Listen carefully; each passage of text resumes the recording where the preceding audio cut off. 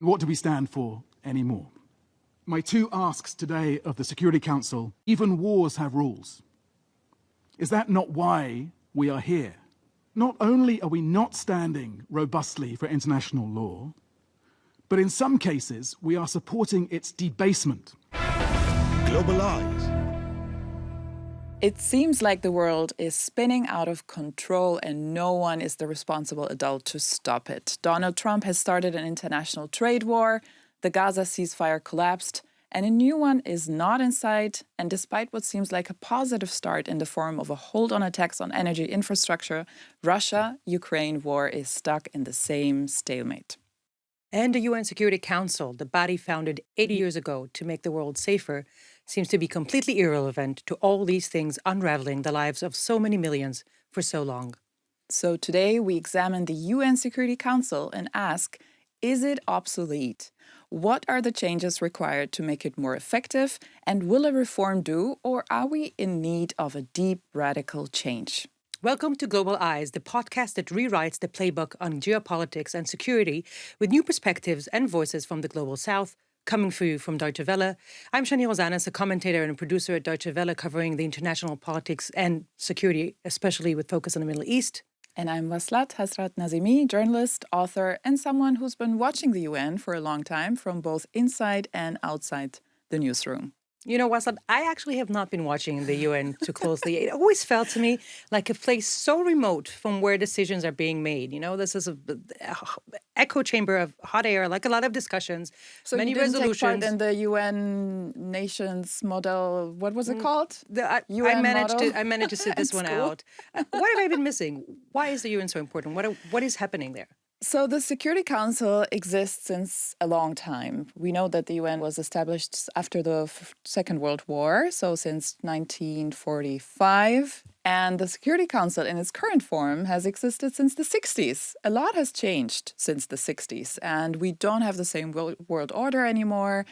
Things keep on shifting. They're still shifting. We don't know how things will look like in a few years. And obviously, we have seen a lot of violence and a lot of conflicts in the past years, especially. And the UN has been unable to do anything about it. It seems like they're paralyzed, especially when it comes to Gaza, when it comes to Ukraine. So just a few days ago, there was an attack, a Russian attack in Ukraine, which killed 9 children. And the emergency meeting at the UN Security Council that happened yesterday on the 8th of April, so they met, they had a briefing, they spoke, but nothing really happened. See, that's what I was thinking. Yes. So, and then what I really liked was a statement by Tom Fletcher, who is the Under-Secretary General of UN Humanitarian Affairs. Let's have a watch and see what he had to say. What do we stand for anymore? My two asks today of the Security Council go beyond Ukraine alone. Under international humanitarian law that this council is here to defend, parties to conflicts must protect civilians and civilian infrastructure. Even wars have rules. Is that not why we are here? And yet, on my visits from Ukraine to Gaza, to Sudan, to Lebanon, to Myanmar, I'm seeing the opposite. That not only are we not standing robustly for international law, but in some cases we are supporting its debasement. If your principles apply only to your opponents, then they are not humanitarian principles.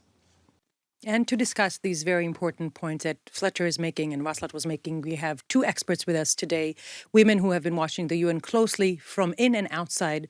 The first one is Mona Ali Khalil, an international lawyer with more than 30 years of experience inside the UN system and the founder of MAK Law International. Mona, welcome. And our second guest is Alexandra Novosselof, a French political scientist and author who has studied the Security Council's reforms efforts for decades. Alexandra, thank you for being here. Thank you for having us. Well, we'll dive right in. Mona, I would like to start with you. It's not often we get someone who's been inside the legal heart of the UN to break down things for us. You've called the Security Council the greatest failure of the UN Charter vision. Why is it? What do you mean? It's two things because often people think that it's an actual failure that this veto is paralyzing the Security Council, but that is as designed. I mean, that veto was given basically as the ticket to get the big powers to join. They had failed to join the League of Nations. The way to get them into the UN was to give them this big gift, the veto, to ensure that when their supreme interests are affected, that they have this get out of jail free card kind of thing. The problem, therefore, is not an unforeseen one, but it is one that is being heavily abused. There were promises made and understandings reached and commitments given, both at the direct veto, the one enjoyed by the permanent members, as well as the indirect veto enjoyed by the elected members, who would have, in a sense, an implicit veto in the fact that they can withhold the required majority, which is rarely used but has been used from time to time, that both sides would use their veto responsibly. And what we're seeing is that the P5 are increasingly using it irresponsibly. And Alexandra, what surprised you the most in how the Security Council has responded to recent crises like in Gaza or Ukraine? Well, there's no surprise there. I think the council can only decide when it is united, when its permanent members are united. If they're not united, unfortunately, it cannot decide and even less act. And that has been the case for the conflicts in Ukraine, in Gaza, and previously in Syria and other conflicts. As Mona just said, the veto is not a gift; it's a responsibility given to the permanent members. And the permanent members, I mean, that was the vision, the original vision of the drafters of the charter, was that the powers would have the responsibility to maintain peace and security. Unfortunately, less and less they are being responsible. In my view, it's not a failure of the whole Security Council. It's a failure of member states, of each and every member state that is unable to go beyond its pure strategic interests. And as the Undersecretary General for Humanitarian Affairs has said, we have to uphold international law. You don't pick and choose. International law is there for everybody. And the member states are not able to abide by international law. They are responsible for this, in my view. Can you, Alexandra, can we say that most of the problems that we have with the UN Security Council right now, is it because of the overuse of the veto power? No, it's the lack of unity. It's the division. It's the division of member states. The veto is a symptom. It's not the cause. When you can't agree, you tend to use this veto. And there have been an abuse, of course, of that right.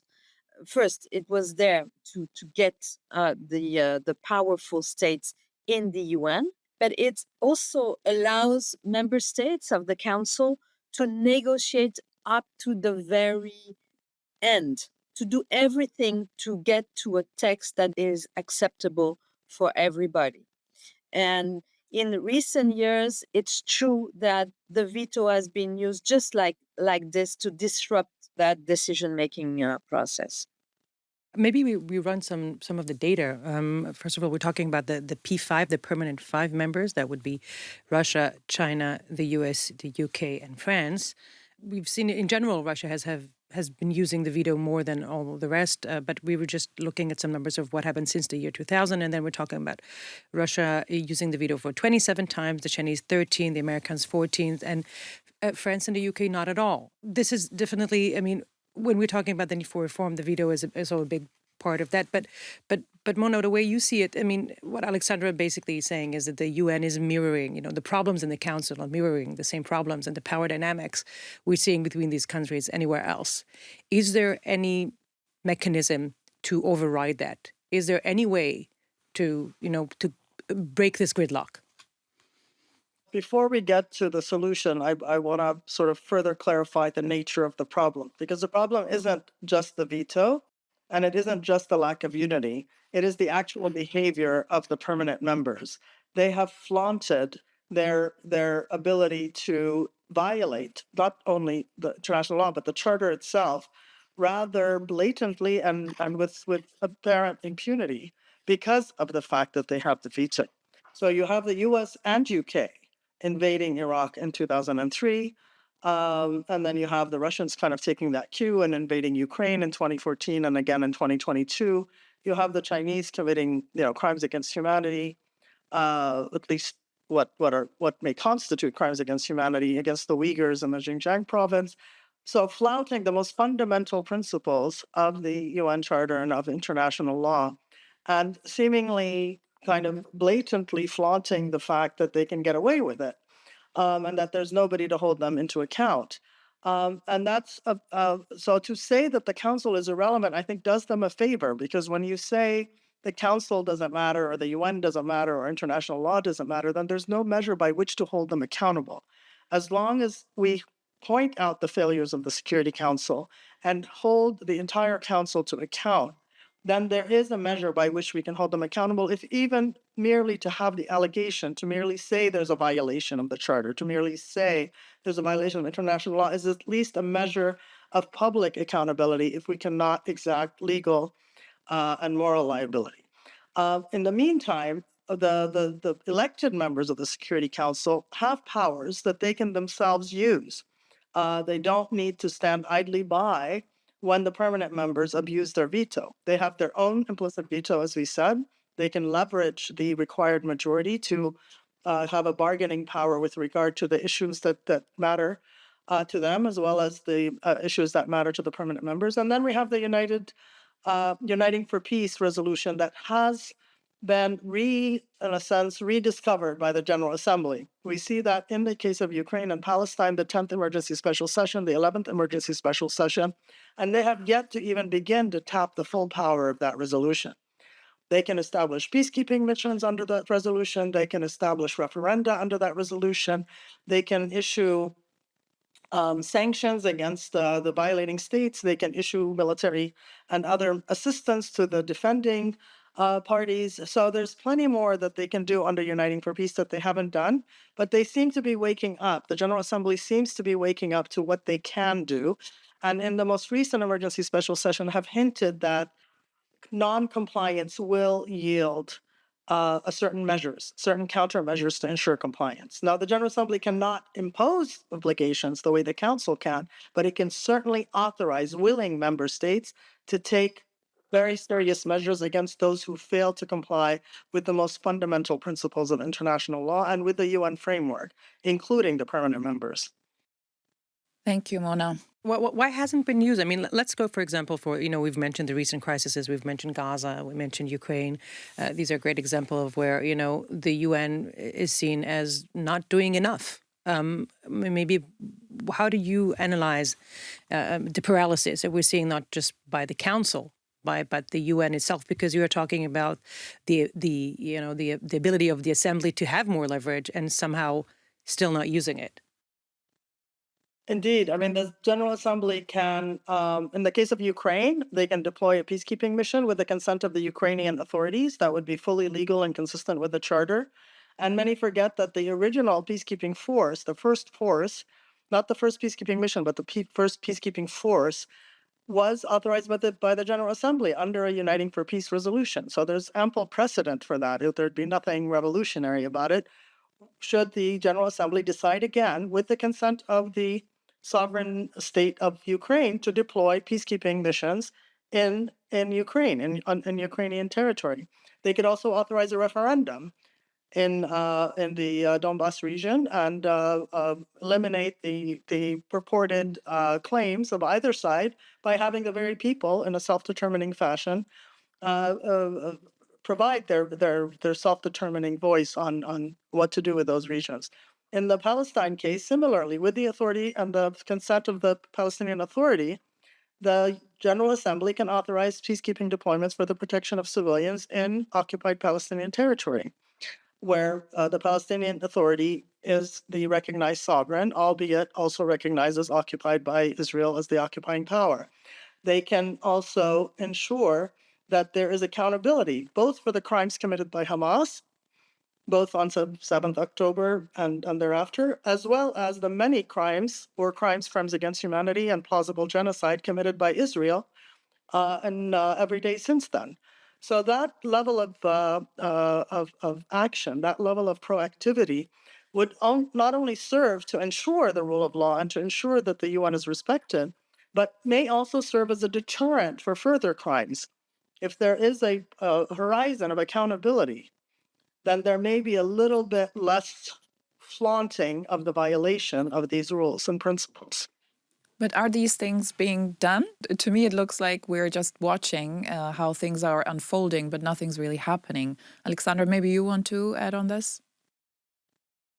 Yes, I mean, it looks good on paper, but to deploy a peacekeeping operation in Gaza, you would need the consent of the Israeli government. You would need to have a force to oppose the Israeli army in Gaza. The issue is the will to intervene from the member states, whether they are in the council or outside. Before intervening, by the way, we would need to sanction. Of course, it's difficult to sanction through the Security Council, but each and every member state can start sanctioning the aggressors. They've done it for Russia. They're still not doing it for Israel. I think the will to intervene, either through all kinds of sanctions, individual sanctions, is lacking. And even more, the will to intervene militarily. Of course, they are in the context of the peace, the start of the peace negotiations, or I don't know how to call them actually, because they are not really peace negotiations, but ceasefire negotiations in Ukraine. There is elements of, sending troops to verify the ceasefire. But so far, nothing has been agreed. So this leads us to the calls for reform. There have been many. They are growing louder, and one of the most prominent voices in recent weeks has been Indian Prime Minister Narendra Modi.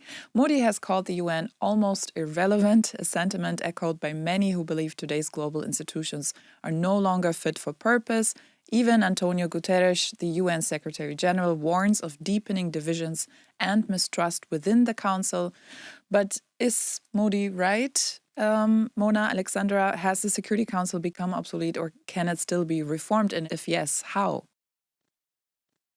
Again, I think it's dangerous to talk about the irrelevance. I think we need to hold them accountable to identify their failures and identify their flaws, and work very, very earnestly to correct them. The world is facing multiple multilateral threats that can only be addressed through the joint action of the membership as a whole. No one state, no matter how powerful, is able to deal with climate change or the litany of threats from artificial intelligence, from global pandemics, the risk of nuclear proliferation and nuclear escalation. These are things that we're only as strong as our weakest link, and therefore we must work together to face them. And so it's existential. I mean, it's rather terrifying, I must say, that if we cannot unite around these fundamental existential threats that are threats to all of us, then what hope do we have of reaching the loftier goals of the United Nations? If on the pure self-interest of surviving climate change, we cannot kind of get our act together as an international community. So there are compelling reasons to ensure that there is prompt and effective action as promised by the Charter. And where the Council fails, and the General Assembly must step in. I have to pay tribute here to the courts, because I believe that the ICJ and the ICC are probably the most effective of all of the pillars and have been the most close to what they should be. They are performing, they are delivering, they are acting in rather very, very brave circumstances. I mean, the ICC is issuing arrest warrants against heads of state while it's being not just in Russia and Israel, but recently the Philippines as well, as it has in other cases in the past, But Libya, we're seeing the Sudan. limit of how far these arrest warrants get in the sense of compliance with it, and we're seeing this also, just with Netanyahu's visit to Hungary and the decision of Hungary to withdraw from the ICC just this week. But I'm wondering, Alexandra, do you notice that we are in a different point in time now? Is there more willingness or understanding that changes need to be made and promptly? Because the debate on reforms has been going on since 1979. Are we in a different point in time now? We are in a way, but I've already thought that the council would not be reformed without a major crisis, major event like another world war. I've become convinced also that increasing by 5 seats or 10 seats the council, the current council, would not help. It will divide even more the council. You would have such an even more diversity, and usually I'm all for diversity, of course. Diversity makes the world, but in the case of the council, the more diverse members would be damageable to the decision making. So you would have a more divided council. The principles behind the proposal of the G4 countries, that's Germany, India, Brazil, and Japan, and they want to have the council extended with more permanent members, adding 6 new permanent members. That's what you're referring to, yes, Alexandra? Yes, I mean, you have to increase the number of permanent members, but also of non-permanent members. So you had proposal at one point that were up to 30 members of the council. So it's a small general assembly, and that is not manageable for the things that you need to do in the Security Council. Again, the Security Council was conceived as a small permanent organ that was able, because it is small, to make decisions quickly. With 30 members or 25, this would become impossible. So I think we have to think twice on this issue of enlargement. And of course, you're talking about increasing the numbers, but then the new members would want to have a veto. And of course, the old members that have already the veto don't want them to have the veto. So you have a series of issues that makes the reform impossible. And that is why I think that we have to go back to the basics. And the basics is to implement Security Council resolutions. What has decredibilized the council, it's because its decisions are not implemented. It's not because it is small or not representative. Actually, the General Assembly should be representative of all member states, not the council. It was not conceived as such. So what is the problem? And again, we are going back to the beginning of our discussion.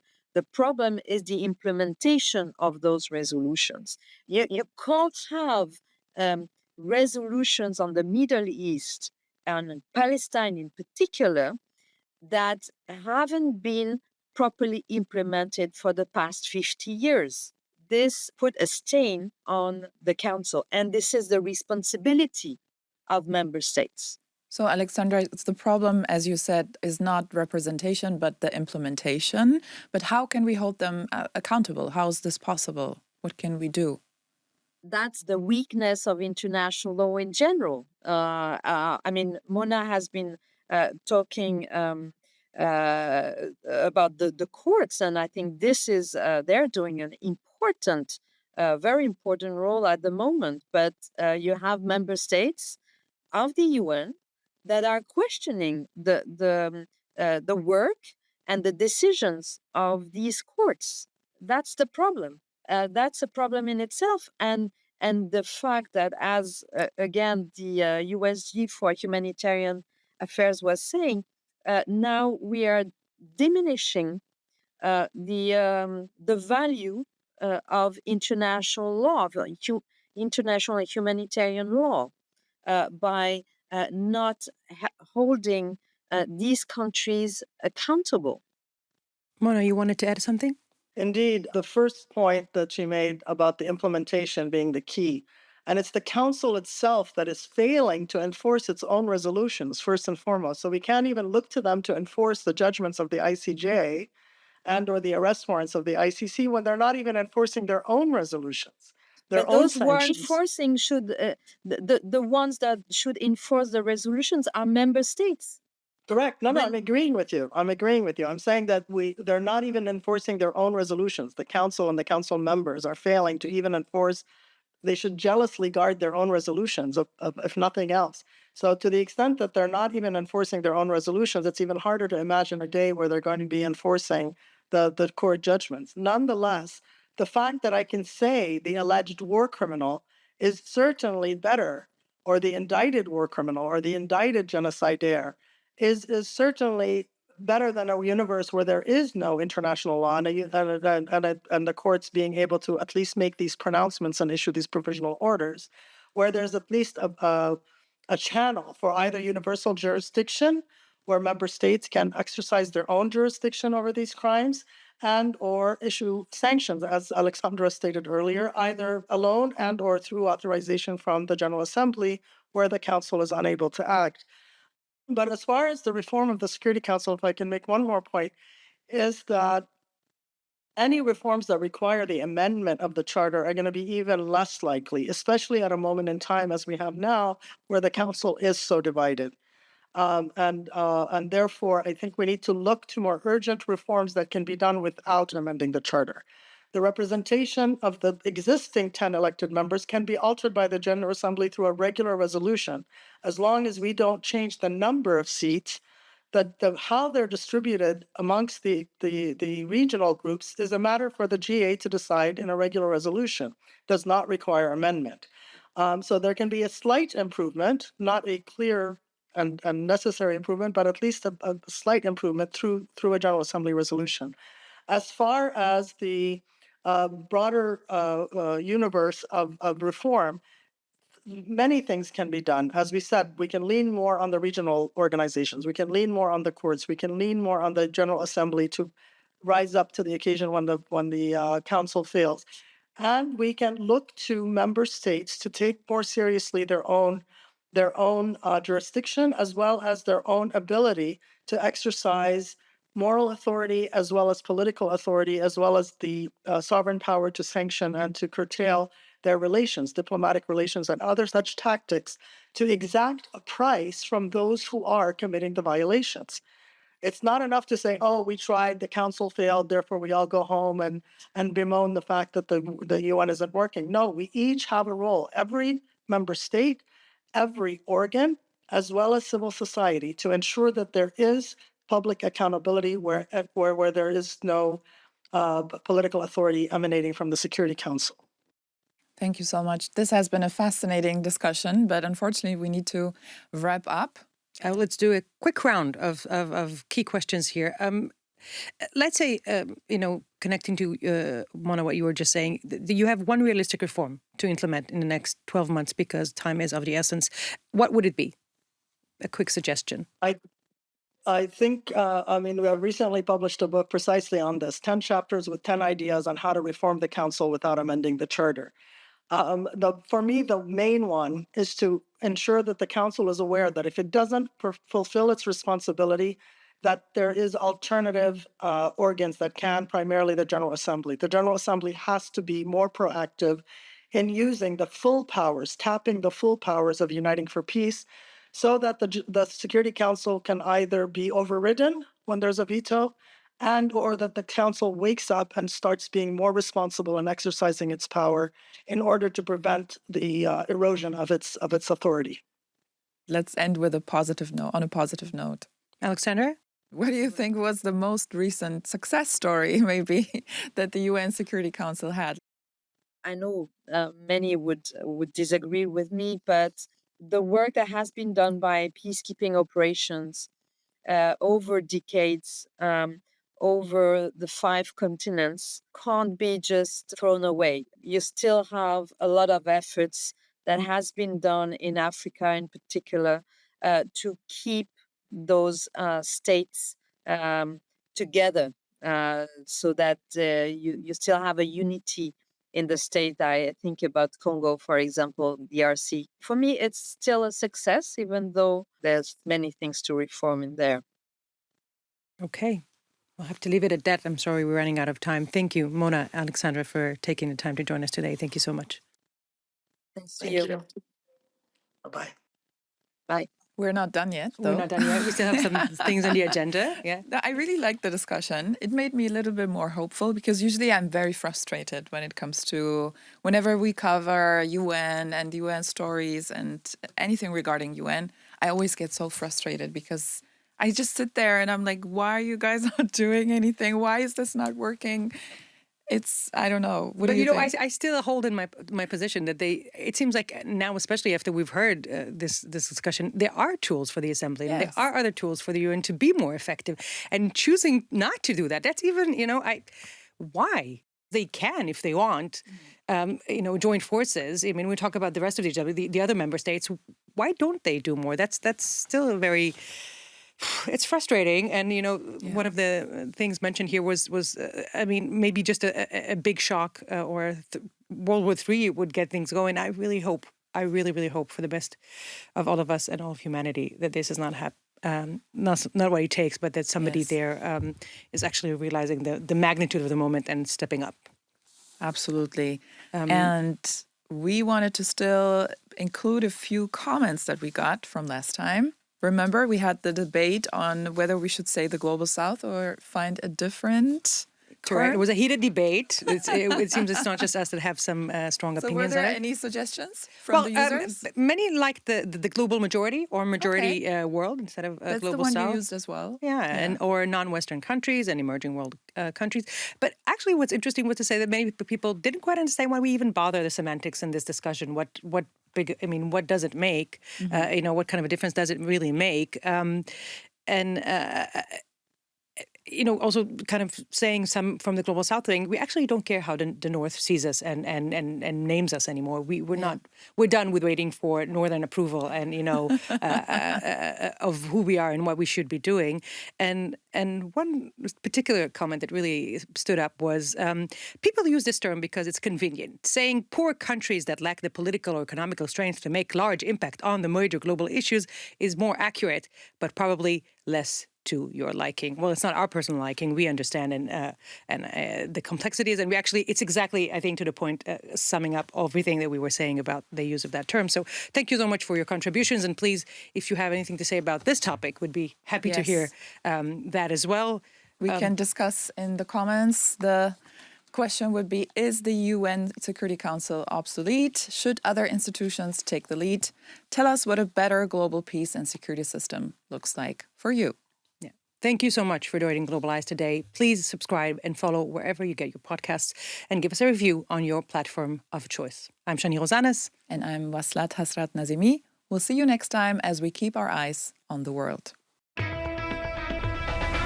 Globalize, a new take on security policy by DW.